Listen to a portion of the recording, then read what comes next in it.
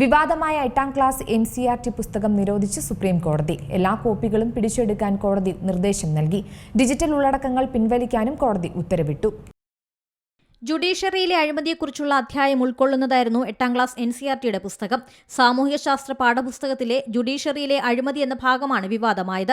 പുസ്തകം നിരോധിച്ചുകൊണ്ടാണ് സുപ്രീം കോടതി ഉത്തരവിട്ടത്. എല്ലാ കോപ്പികളും പിടിച്ചെടുക്കാനും ഡിജിറ്റൽ ഉള്ളടക്കങ്ങൾ പിൻവലിക്കാനും കോടതി ഉത്തരവിട്ടു.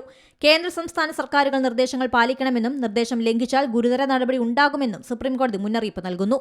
ഉത്തരവാദികളായവർക്കെതിരെ നടപടിയെടുക്കാതിരിക്കുന്നത് എന്തുകൊണ്ടെന്ന് വിശദീകരിക്കാൻ NCERT ഡയറക്ടർ, സ്കൂൾ വിദ്യാഭ്യാസ സെക്രട്ടറി എന്നിവർക്ക് കോടതി കാരണം കാണിക്കൽ നോട്ടീസ് അയച്ചു. വിഷയത്തിൽ സ്വമേധയാ കേസെടുത്ത സുപ്രീംകോടതി ജുഡീഷ്യറിയെ അപകീർത്തിപ്പെടുത്താൻ ആരെയും അനുവദിക്കില്ലെന്ന അതൃപ്തി രേഖപ്പെടുത്തി. വിവാദ പാഠഭാഗം ഉൾപ്പെടുത്തിയത് കരുതിക്കൂട്ടിയുള്ള നീക്കമാണെന്നും ഇതെങ്ങനെ കൈകാര്യം ചെയ്യണമെന്ന് തനിക്കറിയാമെന്നുമാണ് ചീഫ് ജസ്റ്റിസ് സൂര്യകാന്ത് മുന്നറിയിപ്പ് നൽകുന്നത്.